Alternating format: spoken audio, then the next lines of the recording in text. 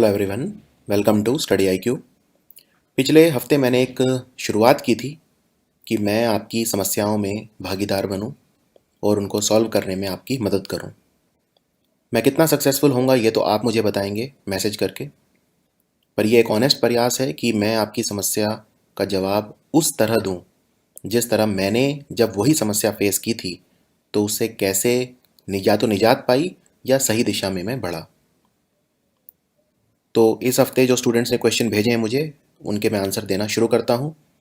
आप भी अगर कुछ पूछना चाहते हैं तो आपको इंस्टाग्राम पे आना होगा। इंस्टाग्राम पे आप मुझसे पूछ सकते हैं क्वेश्चन अपने। मेरे नाम से सर्च कर लीजिए, आसानी से आपको मेरा इंस्टाग्राम प्रोफाइल मिल जाएगा। मेरा नाम है डॉक्टर गौरव गर्ग, या आप मुझे मेरी आईडी टायरलेस सोल के नाम से भी सर्च कर सकते हैं। सबसे पहला जो सवाल है वो एक लड़के ने पूछा है, ये एमपी का लड़का है। एक तो जब भी आप सवाल मुझसे पूछेंगे मैं आपकी पहचान गुप्त रखूँगा, ठीक है। तो ये एक मध्य प्रदेश का एक लड़का है, वहीं के लोकल कॉलेज में कहीं से बीए कर रहा है और 21 साल का है। इसने मुझसे कहा कि ये एग्ज़ाम की तैयारी कर रहा है, एंट्रेंस की, और साथ साथ कमाना भी चाहता है। साथ साथ ये चाहता है कि कोई जॉब कर ले, छोटा मोटा कुछ कुछ कमा ले। तो क्या ये सही डिसीज़न है या नहीं? मेरी नज़र में ये सही डिसीज़न नहीं है। आप एक बात बताइए, आप उतने अभी 20-21 साल आपकी उम्र है, आप उतने समर्थ नहीं हैं, उतनी नॉलेज आपको नहीं है अभी, उतनी स्किल, उतनी कुशल नहीं है, उतने निपुण नहीं है आप किसी काम में। तो आपको कोई अगर नौकरी मिल भी गई तो कितने रुपए की मिलेगी? 5,000, 10,000, ज़्यादा से ज़्यादा 15,000, और वो भी कोई एक सिक्योर नौकरी नहीं होगी। और बाद में वही नौकरी अगर आपसे छिन गई तो आप कहाँ जाएंगे? लेकिन इस वक्त नौकरी से ज़्यादा ये जो कुछ हज़ार आप कमा सकते हैं, इससे ज़्यादा कीमती समय है आपका। ये समय ज़्यादा कीमती है क्योंकि इसमें आप कुछ ऐसा बन सकते हैं जो परमानेंट रहेगा। पहले एक टीचर थे मेरे, वो समझाते थे, उनकी एक इंग्लिश में लाइन थी, only castles are build, only huts are build in a day and it takes years to build castles. अगर आपको घर चाहिए और आपके पास 2-3 दिन का समय ही है तो आप मुश्किल से एक झोपड़ी ही बना पाएंगे। लेकिन अगर आपको एक पक्का घर चाहिए तो उसको बनाने में टाइम लगता है, समय लगता है। एक ऐसा घर जो हर तूफान को झेल जाए, हर बारिश से आपको बचा सके। तो ये सोच ठीक नहीं है कि मैं जल्दी कमाना चाहता हूँ। मैं अगर अपनी बात करूँ तो जो मेरी पहली कमाई थी वो तब थी जब मैं 28 साल का था। मैंने बहुत लेट कमाना शुरू किया है, पर ठीक है, समय लगता है। आपको एक अच्छा कैरियर बनाना है, समय लगता है। बहुत जल्दी आप कमाना चाहते हैं, क्यों? पेशेंस अगर आप में नहीं होगा तो आप अपना पूरा कैरियर खराब कर लेंगे। मैं भाग्यशाली रहा कि मैं एक ऐसे माहौल में पढ़ा जहाँ विदेशियों से भी मेरा बहुत ज़्यादा सरोकार रहा। इनफैक्ट जब मैं ग्रेजुएशन कर रहा था तो मेरा जो बैच था उसमें 30% लोग विदेश के थे। और एक चीज़ मैंने नोटिस की कि खासकर जो भारत में थर्ड टीयर टाउन से लोग आते हैं या रूरल एरिया से आते हैं, कि वो बहुत जल्दी कमाना चाहते हैं। यानी कि अगर कोई बच्चा है, वो 18-19 साल का है, तो उसे अगर कोई एक 5-6 हज़ार रुपये की नौकरी भी मिल जाएगी तो उसमें वो इतना खुश हो जाएगा कि पता नहीं उसने जैसे कोई दुनिया जीत ली हो। अगर कोई मान लो बीए फर्स्ट ईयर में है और साइड बाय साइड कोई 7-8 हज़ार की नौकरी करने लगे तो उसे लगता है पता नहीं उसने क्या कर लिया। ये चीज़ मैंने नोट करी कि हम शायद इंडिया में है, ये बाहर के लोगों में मैंने ये चीज़ नहीं देखी। हम बहुत जल्दी कमाना चाहते हैं। हाँ, ये बात अच्छी है कि हम घर से पैसा लेना पसंद नहीं करते। मुझे भी पसंद नहीं था, किसी को भी पसंद नहीं होता कि वो अपने माँ बाप पे बोझ बने या उनसे पैसा ले। लेकिन इसका बिल्कुल मतलब ये नहीं है कि आप कैरियर से खिलवाड़ करें। एक स्टेबल कैरियर में टाइम लगता है, समय लगता है। अब आप एक पौधे को पानी अगर 10 गुना दे देंगे एक दिन में, तो क्या अगले दिन से वो फूल देना शुरू कर देगा? नहीं ना। कुछ चीज़ों में समय लगता ही है। इतनी जल्दी अगर आप कमाना शुरू कर भी देंगे तो क्या होगा? आपको 1-2 साल अच्छा लगेगा, 2-3 साल अच्छा लगेगा कि आपके दोस्त नहीं कमा रहे और आप कमा रहे हैं। आपको लगेगा जैसे कोई रेस हो रही है और उसमें आप बहुत आगे निकल चुके हैं। लेकिन 3-4 साल बाद आप वहीं रहेंगे और आपके दोस्त जो आपसे ज़्यादा अच्छी स्किल जिनके पास होगी, ज़्यादा आपसे निपुण कुशल बनेंगे, आपसे अच्छा करियर बना लेंगे। तब आपको लगेगा ये आपने क्या किया, आपने तो ज़िंदगी ख़राब कर ली। मेरे कई स्टूडेंट थे पुराने जिन्होंने कॉल सेंटर में जॉब करनी शुरू कर दी थी 18 साल की उम्र में। और जब इतनी कम उम्र में उन्होंने कॉल सेंटर में जॉब करनी शुरू कर दी, जो कि 10,000 रुपये के आसपास की जॉब थी, तो बाद में क्या हुआ, जब वो कमाने लगे तो उनका पढ़ाई पर से विश्वास उठ गया। यानी उन्हें कॉलेज की पढ़ाई तो बेकार लगने लगी। उन्हें लगा ये तो हमें कहीं लेकर नहीं जाएगी। और आज उनके कोई बहुत अच्छे करियर नहीं है। लेकिन जिन्होंने पढ़ाई करी, प्रॉपर प्रॉपर अपना कैरियर बनाया, आज काफ़ी अच्छे पदों पर हैं, या फिर अपना बिजनेस कर रहे हैं, वो भी काफ़ी अच्छा कर रहे हैं, या एमबीए करके प्राइवेट कंपनियों में भी काफ़ी अच्छी पोस्ट पर हैं। 25-26 साल तक सबने पढ़ाई की तो उनका अच्छा कैरियर निकल के आया।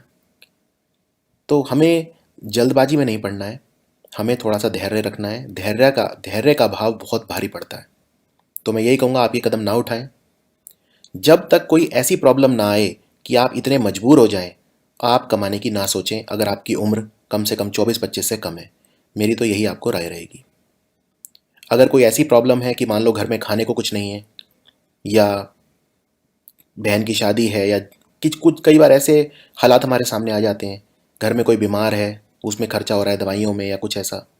जब तक कोई ऐसी दिक्कत ना आए कि जब आप बिल्कुल ही मजबूर हो जाएं कि आपको कुछ ना कुछ काम करना पड़ेगा, तब तक आप धैर्य रखें और अपनी पढ़ाई एकदम पूरी करें।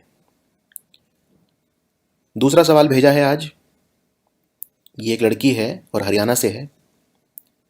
इसने कहा है कि ये डिप्रेशन में है, ये पूरे दिन नेगेटिव सोचती है और ये डिप्रेशन में है। जो लोग नहीं जानते डिप्रेशन क्या होता है, ये एक ऐसी मनोवैज्ञानिक दशा होती है जब कुछ अच्छा नहीं लगता। आप एक लगातार डिप्रेसिव एटीट्यूड में रहते हो, कोई चीज़ आपको सुख नहीं दे पाती, पूरे दिन आप नेगेटिव सोचते हो, बुरे बुरे ख्याल पूरे दिन में आते हैं। इनफैक्ट कई बार तो सोसाइडल टेंडेंसीज भी आती हैं कि जैसे जैसे सुसाइड कर लें, हम तो किसी लायक ही नहीं है। और ये जिसने लड़की ने कहा है, खैर काफ़ी लंबा ये मैसेज है इनका, बट मोटी बात यह है कि ये डिप्रेशन में है। देखो, सबसे पहले तो मैं इनको बधाई दूंगा कि इनको पता है कि ये डिप्रेशन में है। क्योंकि अगर आप WHO की रिपोर्ट भी देखें या दूसरे इंडाइसिस देखें, तो India is the most depressed country in the world.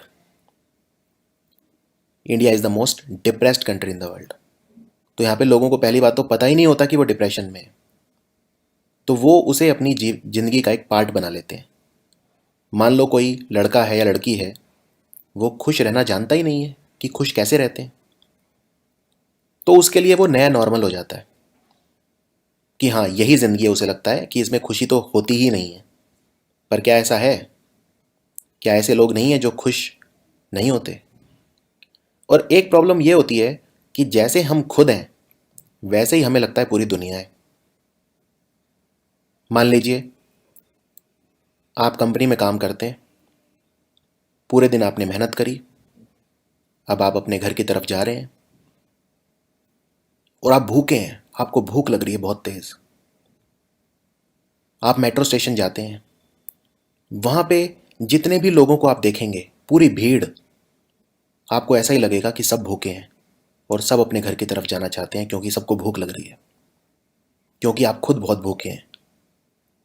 जैसे हम होते हैं हमें पूरी दुनिया वैसी लगती है। अगर हम डिप्रेशन में हैं तो हमें लगता है सभी डिप्रेशन में हैं, और ये एक मनोवृत्ति बन जाती है उसके बाद कि हम उसमें से निकलने की कोशिश ही नहीं कर पाते। और धीरे धीरे ये फीलिंग इतनी स्ट्रांग होने लगती है, ये हमारे ऊपर इतनी हावी होने लगती है कि उसके बाद उससे निकलना बहुत मुश्किल है। और सबसे बड़ी प्रॉब्लम बताता हूँ इसमें क्या होती है। अगर बाहर निकल भी जाते हैं तो ये इतना समय खा जाती है, क्योंकि जो डिप्रेशन में होता है ना, वो टेंशन बहुत ज़्यादा लेता है। और अगर एक व्यक्ति टेंशन में है तो उससे उसका समय बहुत खराब होता है और उसे पता भी नहीं चलता। मान लो कोई बहुत ज़्यादा टेंशन में है, तनाव में है, तो वो बहुत ज़्यादा चीज़ें सोचता रहेगा, बैठे बैठे सोचता रहेगा, सोचने सोचने में ही 3-4 घंटे ख़त्म कर देगा। इतना समय नष्ट हो जाता है टेंशन में। टेंशन हमें कुछ भी अचीव नहीं करने देती और हमें एक भ्रम पैदा कर देती है कि हम कुछ ना कुछ कर रहे हैं। जब हम टेंशन लेते हैं तो हमें लगता है हम कुछ काम कर रहे हैं, हम किसी चीज़ के बारे में सोच रहे हैं, पर वो सोचना उस स्थिति में हमें आगे नहीं ले जा सकता। पर यह अच्छी बात है कि आपको पता है कि आप डिप्रेशन में हैं। ये बहुत बड़ी बात है, क्योंकि जब पता होगा कुछ प्रॉब्लम है तभी तो सोल्यूशन उसका ले सकते हैं। डिप्रेशन में मैं भी था, एक समय था जीवन का। हर हम में से हर कोई कभी ना कभी जीवन में ऐसे समय में आता है जब एक असहाय दुख किसी भी कारण से, स्वास्थ्य के कारण से, या किसी को किसी नज़दीक कोई खो जाए, खोने से मतलब है किसी की डेथ हो जाए, या किसी भी कारण से हम हो सकते हैं। जो मैंने अपने पर्सनल एक्सपीरियंस में महसूस किया, डिप्रेशन से निकलने का सबसे अच्छा तरीका ये है कि आप कुछ समय दूसरों के लिए निकालें, या कुछ भी ऐसा काम करें जिसको करके आप अपनी नज़रों में उठें। धीरे धीरे आपकी सेल्फ एस्टीम, आपका आत्मसम्मान जागेगा। आपको ये महसूस होना शुरू होगा कि आप भी कुछ कर सकते हैं, आप भी समाज में कंट्रीब्यूट कर सकते हैं, अपने लिए भी दूसरों के लिए भी। क्योंकि डिप्रेशन में जो व्यक्ति होता है वो हमेशा बहुत ज़्यादा लो सेल्फ एस्टीम वाला होता है, उसकी सेल्फ रेस्पेक्ट बहुत कम होती है। कुछ भी ऐसा करिए जिसको करके कुछ ना कुछ आपकी अपनी नज़रों में इज्जत बढ़े। मैं ऐसी 3-4 चीज़ें बताता हूँ जो मैं करता था और आज भी करता हूँ। आप जाके ब्लड डोनेट कराइए, खून दान कराइए हॉस्पिटल में जाकर। ऐसा करने से आप महसूस करेंगे आपके अंदर पहले ही दिन परिवर्तन आना शुरू हो जाएगा।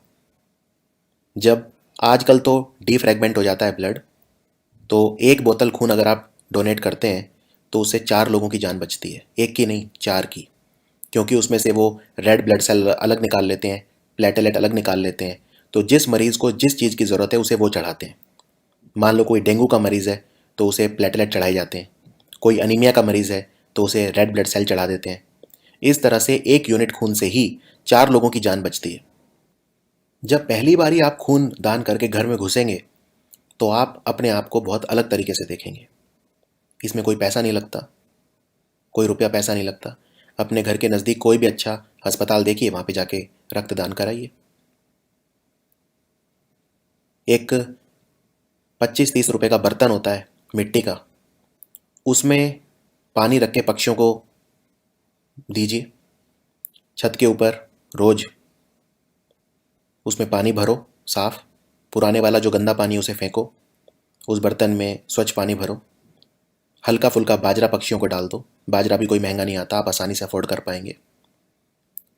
घर के आसपास कोई गौशाला होगी, उस गौशाला में जाके आधा घंटा सेवा में दे आओ, वहाँ पे कुछ काम करवा दो।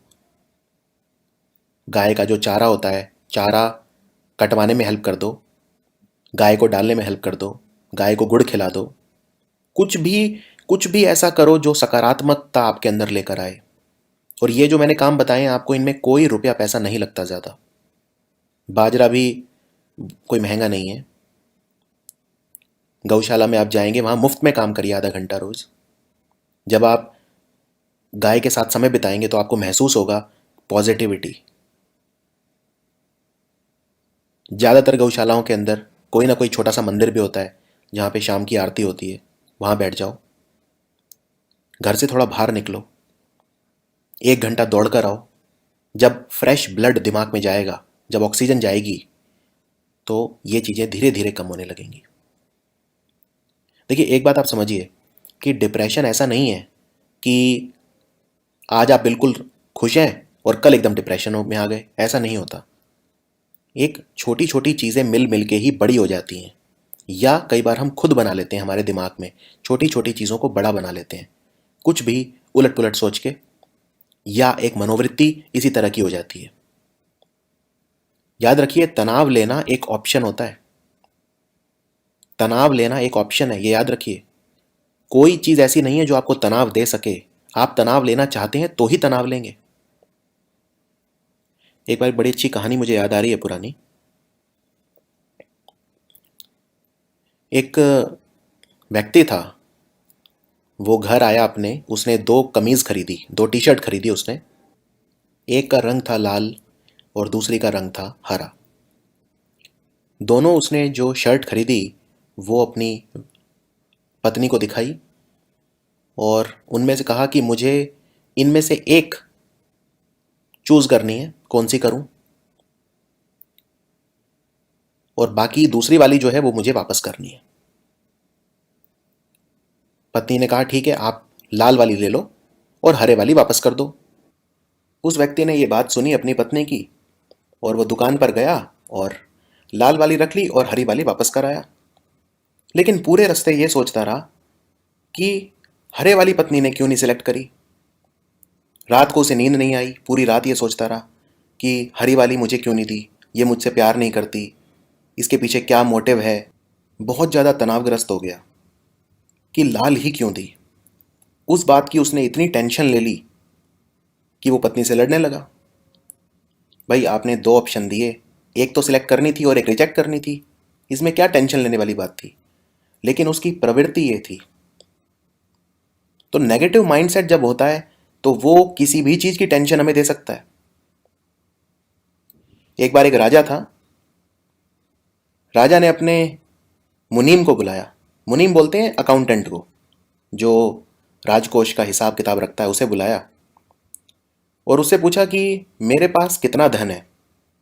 तो मुनीम ने कहा, राजा जी, आपके पास इतना धन है कि आपकी अगली 15 पीढ़ियां भी बैठे बैठे खा सकती हैं, उन्हें कोई काम नहीं करना पड़ेगा।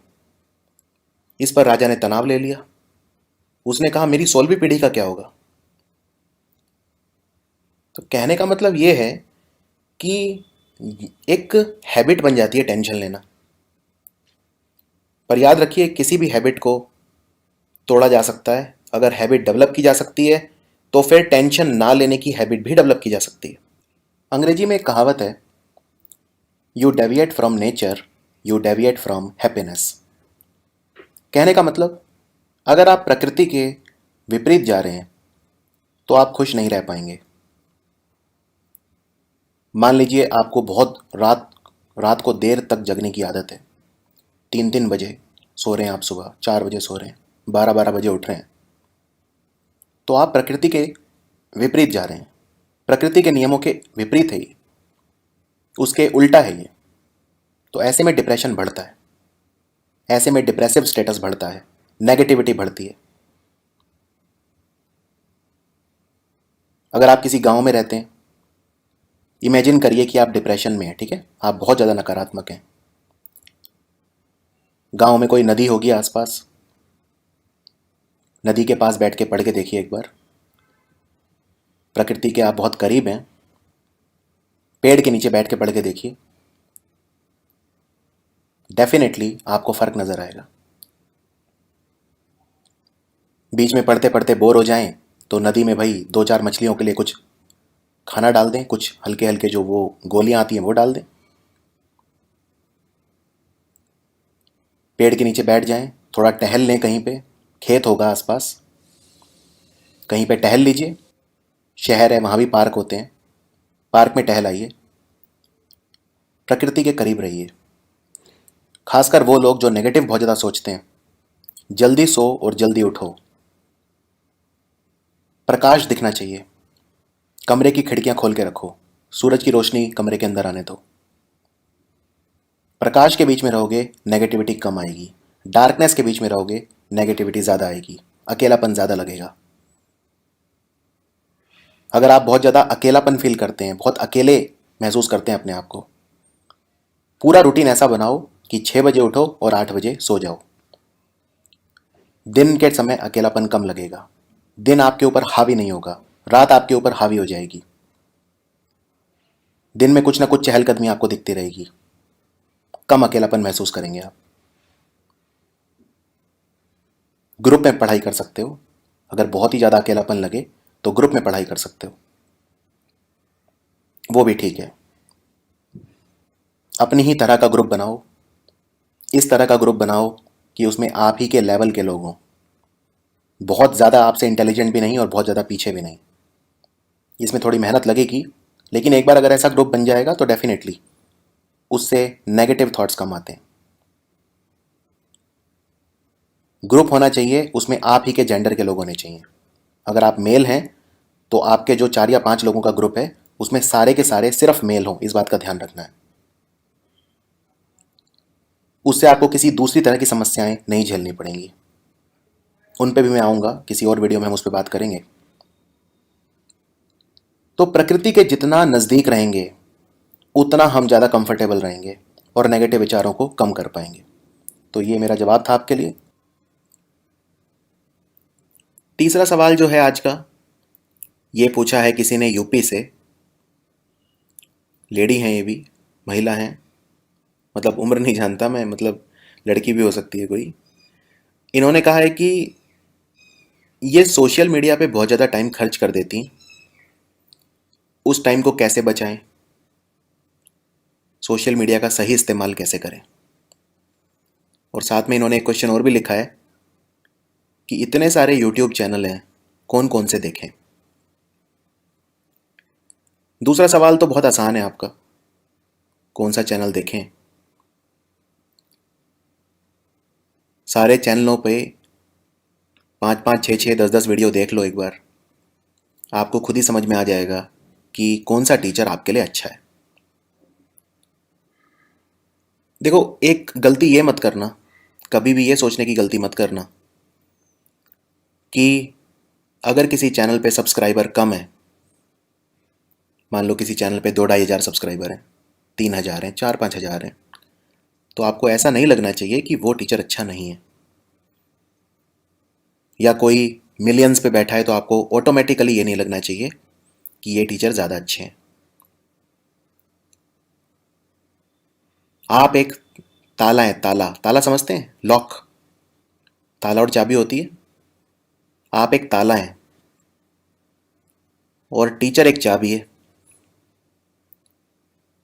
और एक ताले में वो एक ही चाबी फिट हो सकती है, उससे बड़ी भी नहीं, उससे छोटी भी नहीं। तो इससे फर्क नहीं पड़ना चाहिए चैनल कितना बड़ा है, कितने कमेंट्स आते हैं वीडियोस के नीचे, कितने लाख लोग देखते हैं। आपको कोई ऐसा टीचर भी सूट कर सकता है जिसके चैनल पे सिर्फ 500 सब्सक्राइबर हो, पर क्या आप में उतनी करेज है, क्या आप उतने बहादुर हैं, उतने ब्रेव हैं कि आप ऐसे चैनलों पर भी जाएं और देखें वो क्या पढ़ा रहे हैं? या आप बस एक भेड़ चाल में विश्वास रखते हैं? मैं ये बिल्कुल नहीं कह रहा कि अगर किसी चैनल पे सब्सक्राइबर बहुत ज़्यादा हैं तो वो अच्छे नहीं हैं।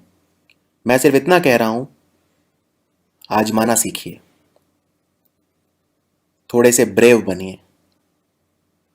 हर चैनल के 10-10 वीडियो देखिए कम से कम, हर टीचर के 15-15 वीडियो, 20-20 वीडियो, उसमें कोई बुराई नहीं है। ये जो समय है ये आप वेस्ट नहीं कर रहे, ये आप इन्वेस्ट कर रहे हैं फ्यूचर के लिए। क्योंकि अगले कुछ महीने या हो सकता है कुछ साल आपको इन्हीं टीचर्स के वीडियो देखने हैं जिनसे अब आपकी ट्यूनिंग अच्छी बन चुकी है। तो अगर उसमें टीचर की पहचान के लिए आप 20-25 दिन लगा देते हैं तो कोई टाइम वेस्ट नहीं है वो। और आप तो बहुत लक्की हैं जो इतने टीचर हैं और इतने हज़ारों वीडियोस हैं, तो कंटेंट की कमी तो नहीं है। जब 2011 में मैं कैट की तैयारी कर रहा था, एमबीए करने के पहले की बात है, ये एग्ज़ाम होता है कैट, 2 या 3 चैनल थे।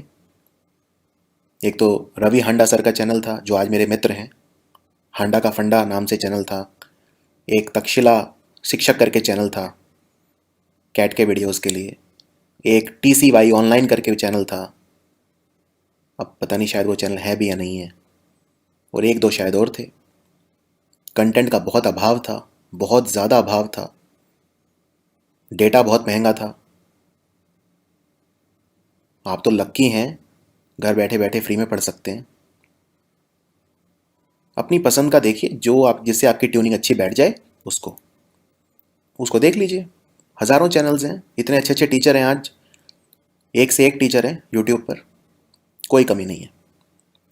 दूसरा सवाल ज़्यादा इंपॉर्टेंट है मेरे ख्याल से, जो आपने पहले वाला सवाल था आपका, कि सोशल मीडिया का इस्तेमाल कैसे करें। देखो, सोशल मीडिया तो एम्पावर करता है, सोशल मीडिया को तो गले लगाइए। आज आप जीवन में कुछ भी नहीं बने हैं, फिर भी आप अपनी बात रख सकते हैं, ये क्या कम बड़ी बात है। एक कॉमन पर्सन को, एक आम आदमी को सबसे ज़्यादा अगर किसी चीज़ ने एम्पावर करा है पिछले 15-20 सालों में, तो मैं कहूँगा सोशल मीडिया ने करा है। एक आवाज़ दे दी है उन्हें। तो क्या बुराई है सोशल मीडिया में? एम्ब्रेस करो, एंजॉय करो। आप एक चीज़ सोचिए, अगर आप पढ़ाई करते हैं मान लो 3-4 घंटे, मान लो सोशल मीडिया नहीं होता, ठीक है, तो क्या होता? तो आपने पूरे दिन पढ़ाई करी, अपनी क्वालिटी स्टडी करी 5-6 घंटे, जो भी 4 घंटे 3 घंटे, उसके बाद आपका मन करेगा मैं किसी से बात करूं, कमरे से निकलूं, तो आप अपने दोस्तों के बीच बैठ के शाम को 1-1.5 घंटा गप्पे लगा लिया करते थे। अब आप वही काम सोशल मीडिया पे कर रहे हैं, तो अलग क्या है उसमें? ये किसने कह दिया कि अगर हम दोस्तों से वैसे मिलके बात कर रहे हैं, मुखानमुख होके, फेस टू फेस, तो वो ज़्यादा सही है और सोशल मीडिया पे खराब है? ऐसी कोई बात नहीं है। मैं आपको ये बताता हूं सोशल मीडिया पे क्या चीज़ ना करें, वो ज़्यादा अच्छा प्रश्न है। फेसबुक या इंस्टाग्राम या कुछ भी इस तरह का आप यूज़ कर रहे हैं, आपके साथ जो स्कूल के दोस्त थे या कॉलेज के दोस्त थे, जितना हो सके उनके अपडेट्स मत देखिए। अगर आप कॉलेज में भी थे तो आपके 3-4 दोस्त तो बहुत गहरे दोस्त होंगे, बहुत घनिष्ठ मित्र होंगे, उनके अपडेट्स देखिए सिर्फ, सबके मत देखिए। क्योंकि आप अपने दिमाग का एक हिस्सा उनके जीवन में लगा रहे हैं, जो जिससे आपको मतलब नहीं होना चाहिए। आप एक चीज सोचिए, हमारे जो फादर हैं या हमारे ग्रैंडफादर, मुझे याद है मेरे पापा एक बार एक व्यक्ति से मिले, हम शायद कहीं बाजार में थे, उस वक्त मॉल्स का ज़माना नहीं था, तो बाजारों में ही जाके सब शॉपिंग करते थे। तो बाजार में अचानक कोई पापा का पुराना दोस्त टकरा गया, शायद स्कूल में पढ़ता होगा। तो आपस में इस तरह की बात हो रही थी, अरे भाई कहाँ हो, अरे तुम तो 20 साल बाद मिले हो, तुम तो 15 साल बाद मिले हो, कहाँ हो, क्या कर रहे हो आजकल? यानी कि 15-20 साल के बाद, 15-20 साल तक उन्हें यही नहीं पता था कि उनका वो दोस्त क्या कर रहा है, और उसमें कुछ गलत भी नहीं है। आप पता करके भी क्या करेंगे? आज आप आपके क्लास में, आपके कॉलेज में जो दोस्त पढ़ रहे हैं, उनके अपडेट्स देख रहे हैं, और वो अपडेट्स ना चाहते हुए भी आपको इन्फ्लुएंस करते हैं। आप या तो अपनी जिंदगी उनसे कंपेयर करने लगते हैं। हर आदमी सोशल मीडिया पे यह दिखाता है कि वो कितना सुखी है, और उनका सुख आपके दुख का कारण बनता है। मान लो आपके कॉलेज में कोई लड़का है और वो आपको पसंद नहीं है, या कोई लड़की है वो आपको पसंद नहीं है। अब वो आपके फेसबुक में फ्रेंड लिस्ट में है, आप उसके अपडेट्स देख रहे हैं, वो क्या कर रही है अपने जीवन में रोज। बार बार वही पुरानी याद आपको रीइंफोर्स हो जा रही है। जब भी उसका अपडेट आपको दिखता है, क्योंकि वो कॉलेज टाइम में आपको पसंद नहीं थी, तो आज आप उसको जब सुखी देखते हैं तो वो आपको चुभता है।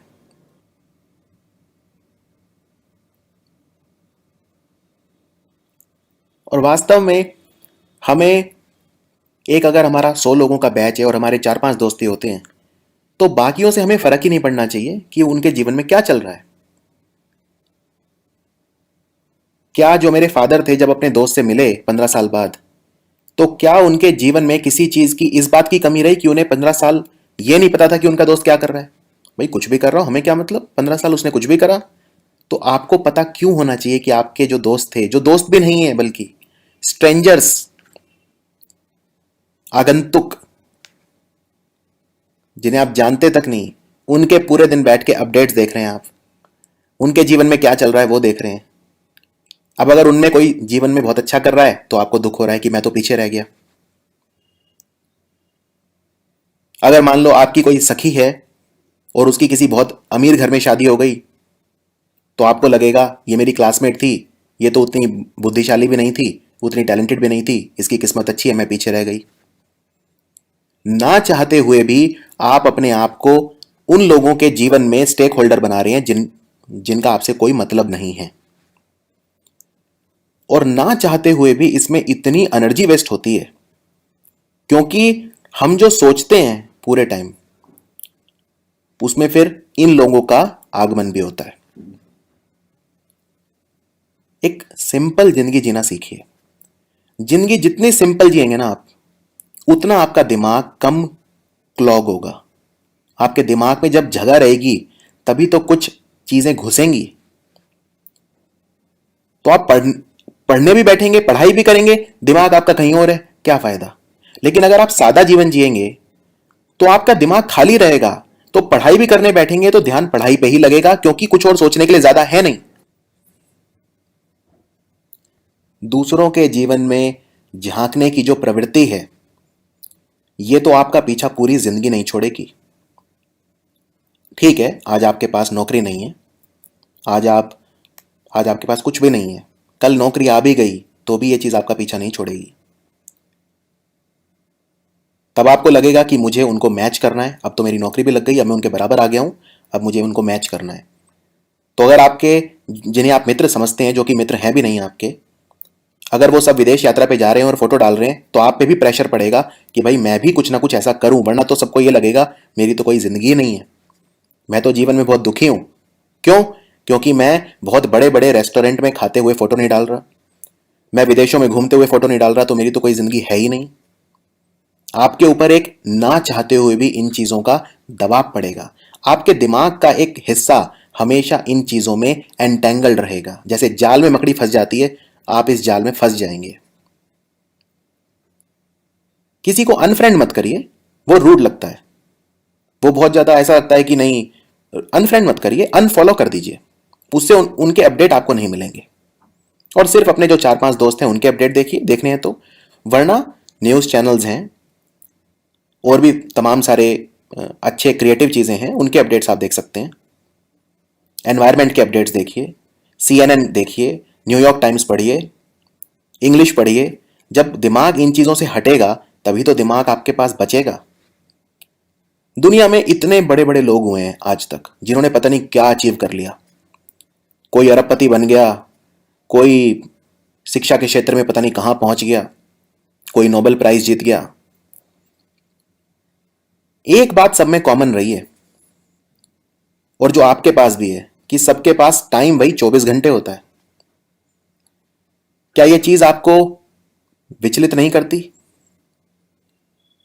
कि एक व्यक्ति जिसके पास 24 घंटे और मेरे पास भी 24 घंटे हैं, और वो 24 घंटे में पता नहीं क्या क्या अचीव कर जाता है, और यहां मैं एक मामूली सी नौकरी के लिए छटपटा रहा हूं। क्या ये आपको विचलित नहीं करती? खाना वो भी वही खा रहा है, खाना मैं भी वही खा रहा हूं, वो भी वही 4 रोटी खा रहा है, मैं भी वही 4 रोटी खा रहा हूं। वो तो बल्कि दिखने में मुझसे पतला दुबला है, वो तो बल्कि दिखने में मुझसे कम अच्छा है, वो तो मुझे लगता है कि मेरे से बुद्धिमान भी कम है, पर देखिए कहां पहुंच गया। इसका मतलब सारा खेल दिमाग का है, मस्तिष्क का है। स्वस्थ मस्तिष्क स्वस्थ सोचेगा, हेल्दी हेल्दी थॉट्स। क्योंकि जब भी हम कोई काम करते हैं, पहले दिमाग में आता है तभी तो काम करते हैं। तो अगर दिमाग ही सही तरह से चलेगा, सही थॉट्स आएंगे, तो काम भी अच्छा करेंगे। अल्टीमेटली थॉट्स ही तो एक्शंस बनते हैं बाद में। तो एक्शंस को ठीक करना है तो क्या करना चाहिए? थॉट्स को ठीक करना चाहिए। और थॉट्स को ठीक करने के लिए बहुत सिंपल लाइफ जीना पड़ता है। जितने सिंपल रहेंगे, इनको देखिए, ये अब्दुल कलाम जी थे, सिंपल लाइफ थी एकदम। किसी भी व्यक्ति को देख लीजिए, किसी भी, अगर आप कभी, आपको ऐसे व्यक्ति से मिलने का मौका मिला जो जीवन में बहुत ऊंचे पद पर है कहीं, तो आप दो चीज जरूर पाएंगे उसके अंदर। एक, वो सिंपल होगा, कपड़ों की बात नहीं कर रहा मैं विचारों की बात कर रहा हूं। और दूसरा, वो विनम्र होगा। जितना ऊपर आप देखेंगे आदमी है, उतना ही वो विनम्र होगा। तो इन्हीं चीजों को जीवन में लाएंगे तो आई एम श्योर फायदा होगा। और सोशल मीडिया का ऑटोमेटिकली दिमाग उसी तरह से चलने लगता है फिर ऑटोमेटिकली। और दूसरा, सोशल मीडिया डेंजरस है, ये जो आपको हर 2 मिनट में मोबाइल की आदत है कि भाई क्या चल रहा है। अरे क्या चलेगा? कुछ भी नहीं चलेगा। दुनिया तब भी वही थी, आज भी वही है, 1 घंटे बाद भी वही रहेगी। तो पढ़ते वक्त फोन स्विच ऑफ क्यों नहीं करते आप? एक बार मैंने एक स्टूडेंट से कहा, भाई पढ़ते हुए फोन स्विच ऑफ कर दो, तो उसने कहा सर कोई इमरजेंसी कॉल आ जाए। तो मैंने उससे कहा, आज तक जीवन में कोई इमरजेंसी कॉल आया है? अगर ऐसा कोई इमरजेंसी केस आता हो भी, मान लो, तो उसमें कुछ इतना बड़ा आप नहीं खो रहे। कि आप वो एक जीवन में पता नहीं कभी कोई इमरजेंसी कॉल आएगा और उसमें आप कुछ खो दोगे, इस बहाने की वजह से आप उसको मोबाइल को हमेशा ऑन रखते हो और फिर वो पूरे टाइम अपडेट्स में बिजी रहते हो। वो इमरजेंसी कभी नहीं आएगी। कोई इमरजेंसी कॉल नहीं आ रही आपको। ना अभी आप उतने बड़े हो कि देश आपकी वजह से कुछ निर्णय ले नहीं पा रहा और आपकी जरूरत है वहां पे। मोबाइल को स्विच ऑफ रखो कम से कम 6 घंटे 7 घंटे, और धीरे धीरे करो। मैं ये नहीं कह रहा एकदम से आप अपने आप को चेंज कर दो। जब भी आप कोई नई चीज सुनते हैं पहले उसको अवशोषित करो, पहले एब्जॉर्ब करो, फिर देखो क्या आपको उसमें, क्या वो जो चीज आपने सुनी क्या वो आपको तार्किक लगी, क्या वो लॉजिकल लगी, रैशनल लगी। फिर उसे अपनाना शुरू करो, और अपनाना धीरे धीरे। अगर आप मोबाइल फोन के बिना जिंदा ही नहीं रह सकते, आप भी जानते हैं ये चीज प्रकृति के विपरीत है। मोबाइल फोन के बिना आप बिल्कुल जिंदा रह सकते हैं, सिर्फ हैबिट नहीं है। तो किसी भी हैबिट को तोड़ने के लिए धीरे धीरे प्रयास करिए। आज 2 घंटे बंद रखिए, 1 महीना 2 घंटे रखिए, फिर 3 घंटे, फिर 4 घंटे। आप रियलाइज करेंगे कि 1 महीने के अंदर अंदर आपकी हैबिट में काफी फर्क पड़ेगा। स्लो एंड स्टडी, धीरे धीरे। ठीक उसी तरह जिस तरह पौधे को रोज थोड़ा थोड़ा पानी देना चाहिए, एक एक गिलास बस, लेकिन रोज देना चाहिए। सो यही था हमारा आज का। मैं आज, क्योंकि मैंने काफी विस्तार से आज आपको आंसर दिए, तो मैं ज़्यादा प्रश्न नहीं ले पाऊंगा। 3 ही प्रश्न लिए मैंने। अगले हफ्ते फिर मिलूंगा आपको। कोशिश करूंगा कि मैं 7 दिन के अंदर अंदर एक वीडियो ले आऊं। आप भी अगर कुछ मुझसे पूछना चाहते हैं तो इंस्टाग्राम पे मुझे ढूंढ लीजिए और मुझे मैसेज कर दीजिए। अगर आपका प्रश्न मुझे लगे कि वो बाकी लोगों का भी प्रश्न है, यानी कई लोग सेम तरह के प्रश्न पूछते हैं, तो मुझे अगर लगेगा कि आपका प्रश्न इस तरह का है कि उससे बहुत सारे लोगों को फायदा हो सकता है, तो मैं आपका प्रश्न का जवाब जरूर दूंगा। Thank you so much for watching and keep watching Study IQ.